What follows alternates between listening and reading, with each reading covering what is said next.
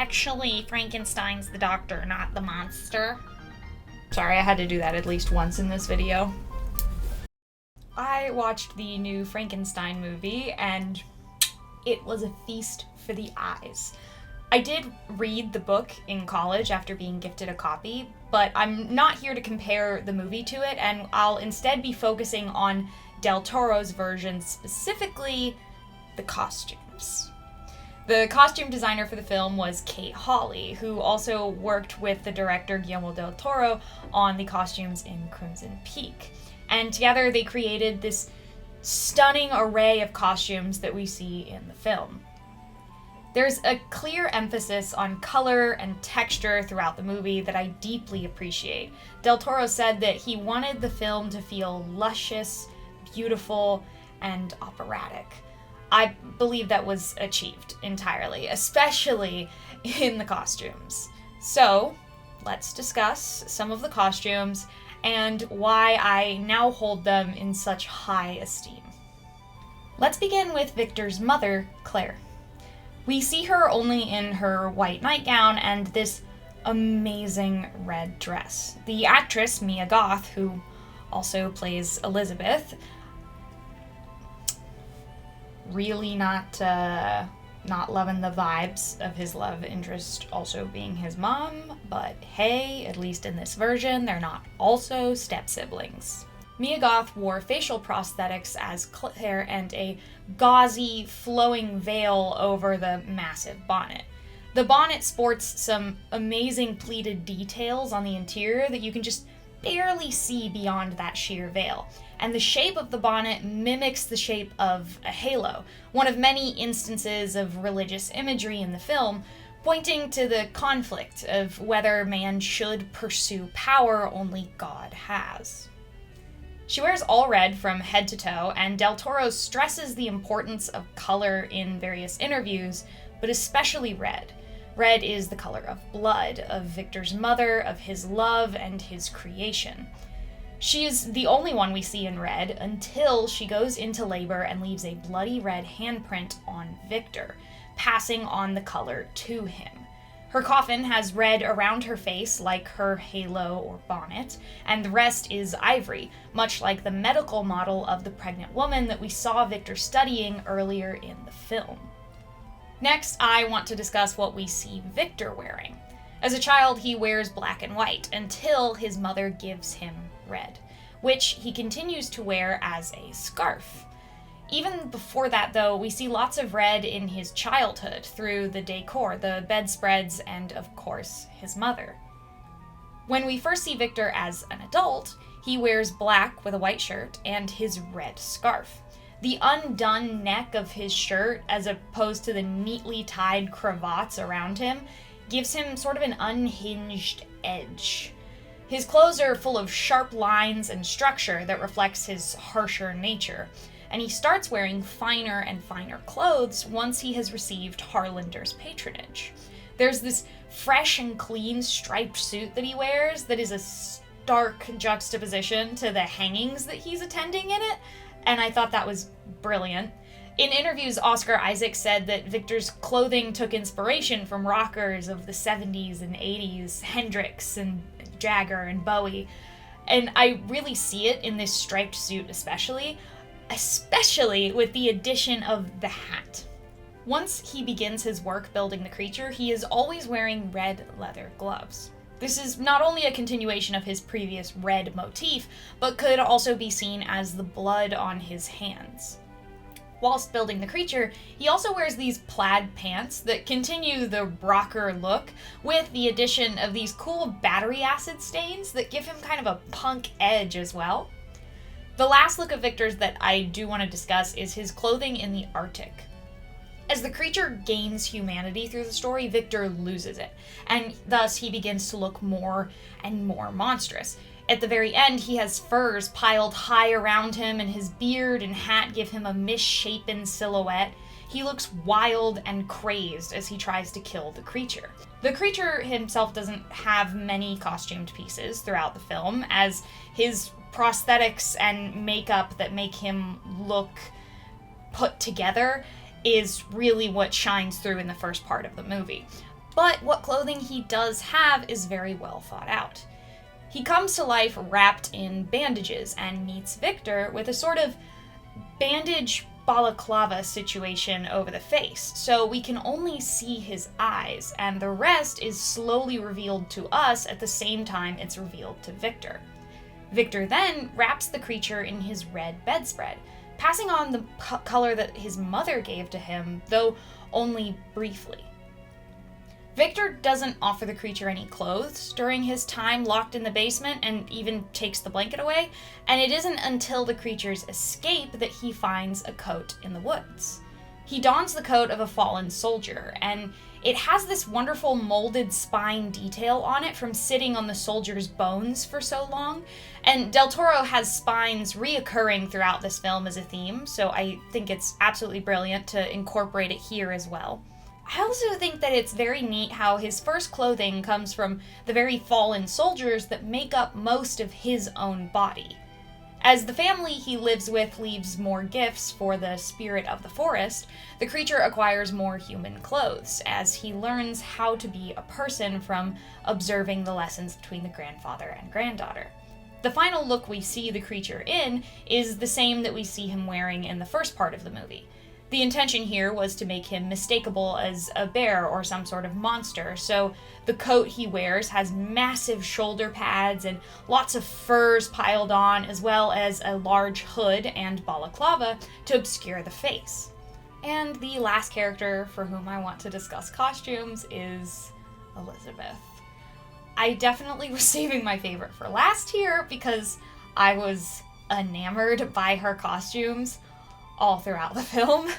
She is most of the reason that I wanted to make this video, and the more I looked into her costumes specifically, I realized that I was going to want to talk about all of them. But she is still the one who I could not get over how she was dressed. The designer Holly and director Del Toro wanted her to feel very ephemeral and connected to nature. She wears lots of anatomical and insect motifs, as she does possess a curiosity towards creation and being, but unlike Victor, she does not think that it should be out of God's hands. When we meet Elizabeth, she's wearing this fabulous blue beetle gown. It's made from many, many layers of this sheer, diaphanous blue material, and the floaty, translucent material puts me in mind of insect wings. Also, the sort of white and blue mixture is meant to mimic X-rays a little bit as well, which is a very neat anatomical feature in her very first look. She also sports some amazing accessories with this look. All of her jewelry was archival or specially made Tiffany pieces, and so she wears an archival Tiffany necklace, 1914, and bracelet as well that look like beetles, as well as this really cool feather headpiece that is very ear-heavy, as was popular in the mid-1800s. Her next dress is the green gown, in which she encounters Victor in the church. She wears this blue shawl that we will see again in later looks, and a yellow bonnet covered by a sheer veil. Like with Claire, the bonnets for Elizabeth provide a halo silhouette and mesh well with the surrounding religious imagery. With this look, she wears a small touch of red in the necklace. It's this awesome bead and cross thing she's got going on, and the cross features a very small scarab carved into the center. The dress itself is a heavier silk, except for the lower sleeves, which are sheer and floaty, once again bringing wings to mind. The rest of the silk has concentric, imperfect circles, creating a pattern that looks kind of like cells. It could also be inspired by malachite or Victorian end pages. It's a very organic and natural pattern that looks stunning in the deep greens. It is also very unlike Victor's clothing, which the patterns there are all lines and grids. We briefly see her in another gown with these cell patterns when she's catching butterflies. I especially liked the sheer yellow overdress and just how delicate it looks, as well as how the sheer delicate fabric is the same as what they're using to catch the butterflies. We do have another brief glimpse of Elizabeth playing piano at a party. The headpiece is the same as the first, and the gown is very like the first look as well, with the exception of the collar. On this dress, the collar is made up of a beaded fringe in that same stunning blue, and I am such a sucker for a beaded fringe. We only see Elizabeth wearing a red dress once, and it is amazing. She comes to Victor in what he thinks will be a reciprocation of his feelings, and is instead her confirming that she never will.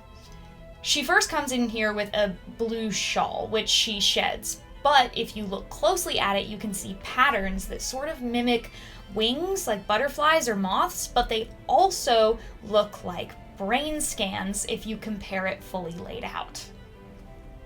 Quick side note also, I adore the addition of the black lace mitts and how in most of these looks she has had some kind of handwear. The fabric of the dress itself has patterns in red and black, with red being Victor's color, who thinks that she will love him. The color is also reflected around Elizabeth in the flayed bodies that are laying around the lab, creating a mirror of bodies draped in red. The interior of the bonnet for this look was also just gorgeous. I want to make something like this so bad now. When Elizabeth meets the creature, she is wearing a green skirt with a bodice that has similar cell patterns to her previous green dress. She still wears her red necklace, as well as a blue veil over a purple bonnet and some sheer gloves. She is fully covered in multiple layers when she meets the creature, and she sheds these layers like an insect metamorphizing as she and the creature connect. This literal unveiling of Elizabeth takes away any protective layers and shows vulnerability. They find similarities and kinship in each other. She meets the creature again that night when she visits while dressed in her nightgown. The nightgown is relatively simple compared to her previous looks. It still has that floaty, sheer texture, but seems smoother and simpler. There are some cute ruffles as accents, but I mostly appreciate this look for the way it communicates Elizabeth's willingness to be vulnerable for the creature. In an interview, the actress Mia Goth said that Elizabeth herself feels like a creature not meant for this world, and I love how in this dress she and the monster are crouched together, admiring nature whilst in desaturated, matching colors. The final dress that I'm going to talk about is Elizabeth's wedding gown. She is once again wearing her red cross necklace as an accessory, along with 2 silver swan brooches connected by chains. The dress itself is white, with many layers of fabric in varying weights to create this fluffy, floaty skirt for the gown that looks especially good when the monster carries her later. The sleeves of the gown are made up of strips of fabric crisscrossing over each other in a way that sort of mimics the creature's bandages, and it also gives a bit of that classic Bride of Frankenstein look. Over top the bandage sleeves, there is another set of sheer, ruffled sleeves that float around Elizabeth like a pair of wings. The torso of the bodice has this ribbon corset-esque look to it that looks a bit like a rib cage and has lacing up the back that looks a bit like a spine. In fact, I forgot to mention this earlier, but we have seen several of her gowns also have this sort of spinal motif in the lacing, much like the creature's spine coat and Del Toro's spine imagery. When she is shot and begins bleeding onto the dress, it's gorgeously gory.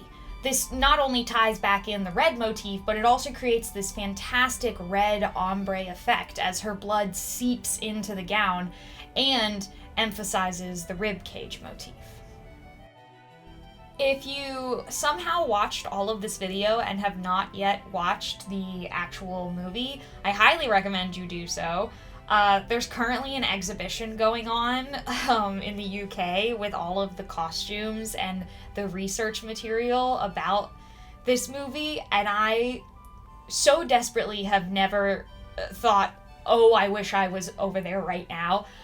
I've been trying to find as much about it online as I can, and so if you've been there, oh my gosh, congratulations, you're living my dream. Several of these gowns have now gone onto my maybe I would love to make this one day list, and hopefully I can make that a reality sooner rather than later.